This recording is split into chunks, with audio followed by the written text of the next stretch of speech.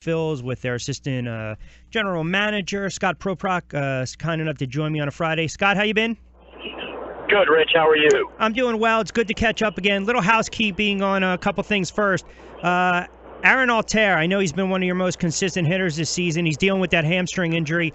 First off, just to clarify, the MRI, mild, medium strain, right hamstring. So is he going to be on the shelf for a while? Yeah, we're looking, probably anywhere from 3 to 4 weeks from the time of the injury. So we're already a week in. He did it last Friday. So, 2 or 3 more weeks, we expect him back. And the original exam, didn't show much of anything, but we always get the MRI just to be sure, and it showed a mild to moderate strain. So, we obviously want to err on the side of caution, and he'll be shut down for a little while. And how about Howie Kendrick, too? Listen, when healthy, he's contributed this season. I know he homered last night in a rehab start. When can we expect to see him back in the starting lineup? I think you got a chance to see him sometime this weekend. We're going to evaluate him again today, and we'll make a decision on what to do after we examine him when he gets to the park today. All right, listen, we know the trade deadline is right around the corner, and Pete Mackanin has come out a couple weeks ago and he said, look, there's no way Tommy Joseph and Hoskins can coexist on the same team. And I agree, right? It's not fair to either player, but you guys are somewhat in a precarious position here because by all accounts, you got a first baseman ready for the majors. You've got a first baseman who's already been able to hold his own this season, and I think it's got to be tough for you guys because you look at what Hoskins is doing in AAA, younger than Joseph, he's been tearing it up, and then you look at Joseph, if you let him go out there and get his at-bats, he's going to drive in 90 runs. He's probably going to hit 25 to 30 home runs. So, listen, I know you can't get into too much stuff per se, but is that a tough spot for you guys right now? I don't think so, Rich. I mean, again, one of the things about, having young players is you create competition. And, the other thing about Reese at AAA, he got off to a great start. And then, was in the Futures game, was in the AAA All-Star game, or was voted into the, as a AAA All-Star. But, one thing about young players is they have to, you like to see them struggle. That sounds a little counterintuitive, but you like to see them struggle at a level, especially where they can get themselves out of it. And I don't know how closely you've been watching Reese, but this month he's been struggling a little bit. The bat's cooled off, no doubt, absolutely. Yeah, and that's one of the things you hope to see that he can pick it back up again. And I don't think he's in the depths of despair or anything like that, but he's going through a little bit of a cold spell, and now you want to see him bounce back and get back to where he was. And we're not in a situation where we have to make a decision. Reese isn't even on the 40-man roster at this point. He has to be protected at the end of the year this year. Right. But so I don't think we're again. We're not in a situation where we have to make a change. And Tommy's, after a rough start, played really well. He's cooled off a little bit again. And again, he's a young player at the major league level who's, learning how to make adjustments. And, it's a good situation to have, whether it presents an opportunity for us to make a trade now or in the off season, that's a good problem to have, in my opinion. Well, sticking with the off season for a moment, look, you guys have loaded just about every long-term contract you had to deal with from over the last 2 years. You entered the winter off season, no financial commitments. Really, when you look at the future payroll for the season, Herrera is signed, I think, a very team-friendly contract, only player on a contract in 2018 and beyond. So you've got some financial flexibility, really more than most teams in baseball. Logic would say you're going to be linked to any or all possible trade rumors, especially when it comes to teams looking to get out of from under those contracts. With that being said, and again, I know you can't speak on specifics, but are you leaning more on being buyers or sellers? Do you think you'll be active in 10 days?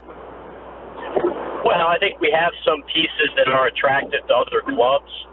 And that's, one of the reasons, why we've acquired some of them, not only to help us be more competitive, which, again, hasn't exactly worked out, but also to give us some time to let our younger players develop Ken Neshek's done a great job. Yep. Ben Ma's done a nice job for us.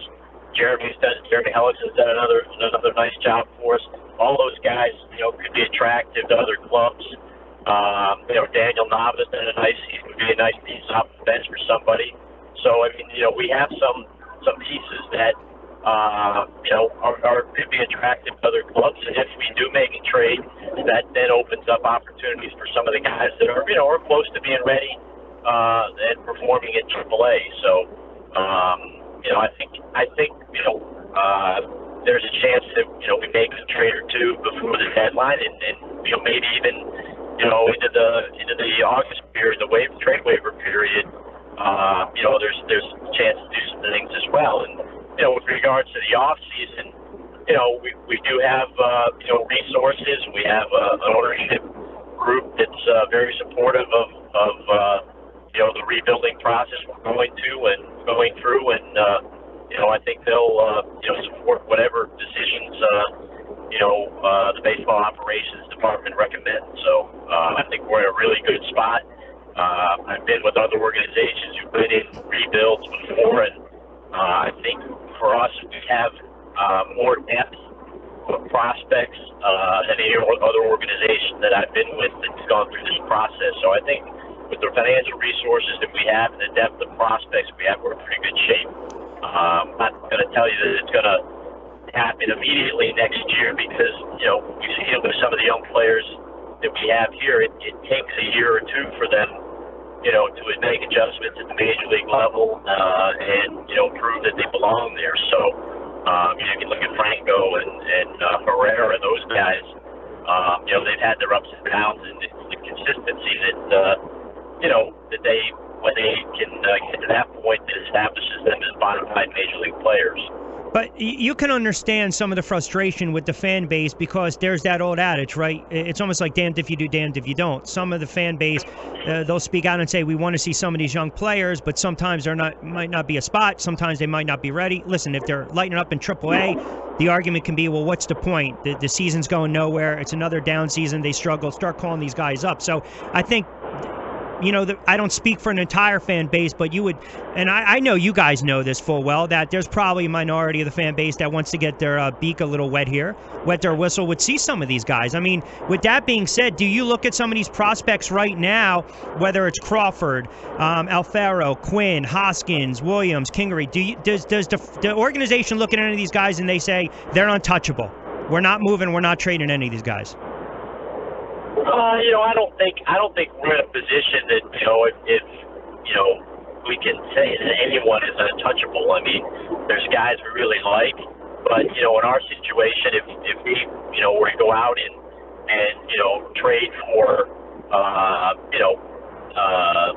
one of the best players in the game, whoever that might be, we know we're going to have to give up talent to get talent. So, but on the other thing you were talking about, I mean, I think we're getting a chance to see Nick Williams over the last, couple of weeks at the major league level, and he spent, a year and a half basically at AAA, and our object is to get these guys and experience some of the ups and downs, like I said, that that Reese is going through now.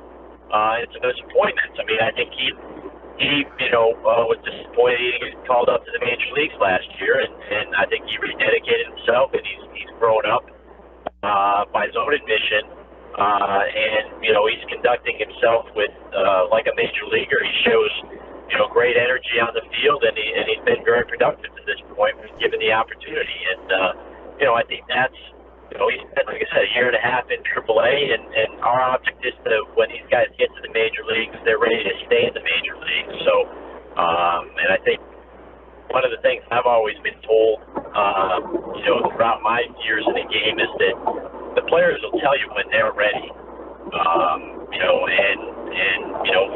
We're in the business of listening to them and watching them, and when they tell us they're ready, make the opportunity for them, make the opening for them. So. A couple minutes again with Phillies assistant GM Scott Proefrock, Rich Quinones here. Two more quickies before I let you get out of here. Always appreciate the time. Is Franco a player you guys believe within the organization you can build upon?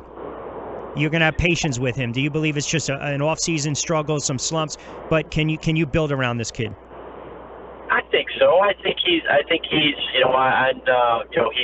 come around. They've made some adjustments with him. He's had a hard time taking him into the game, but since we got back from the All-Star break, I've been talking to Pete and Matt Stairs.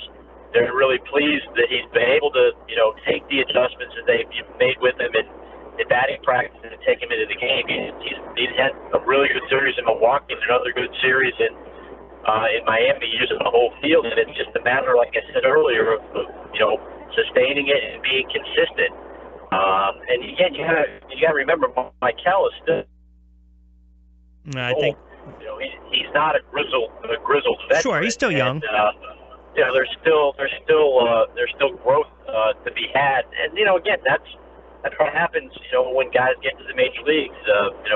I've said this numerous times before, I think, but we had a scout when I was in the Braves, Ralph Carr, a really good major league player, and he would always say, when we were talking about amateur players, he said, I can tell you who I think is going to play in the major leagues, but I can't tell you what they're going to be when they get Right. there, because they all seek their own level. And that's the part of the development process that the players have to take responsibility and continue to make adjustments and show that they belong and be consistent at the major league level. That's a fair point. Last one before I let you get out of here. Close it out with the manager. And listen, I thought during the season, I know there were a lot of questions being asked by the media if the players are playing hard for the manager, and I thought he made a strong statement going back to that May game. I think it was against the Tigers when he benched Herrera for not hustling. That type of move, this. That type of move with a young team sometimes that's struggling can kind of backfire on a manager. And, in your eyes, do you guys believe that Pete has been able to get the best of these guys? Are you confident that, especially next year, if you start to call up some of these young players, look, we know he's bilingual. He's got a good rapport with the young players. He speaks Spanish. I mean, there's potential there, but are you guys confident where, listen, he's going to ride it out. We believe he can be the manager going forward, especially with those prospects we have in the farm system? I think Pete and the staff have done a fine job, in some, difficult circumstances. No one is playing, no one's pleased with the record, obviously.